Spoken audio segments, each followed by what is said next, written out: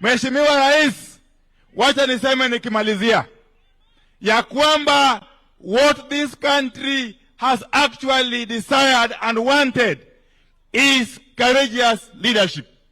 Leadership that has the courage to make difficult decisions. What this country has always desired and required is a leadership that is forward-looking.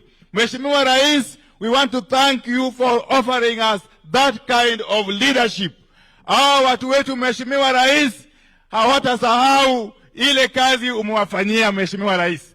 Mheshimiwa Rais, mimi kama mnaweza kumbuka nilikuwa bunge miaka kadhaa. Lakini Mheshimiwa Rais, mimi vile naona when the time for elections come next year, I don't think anybody else will have a chance to get even 1% of these people's votes.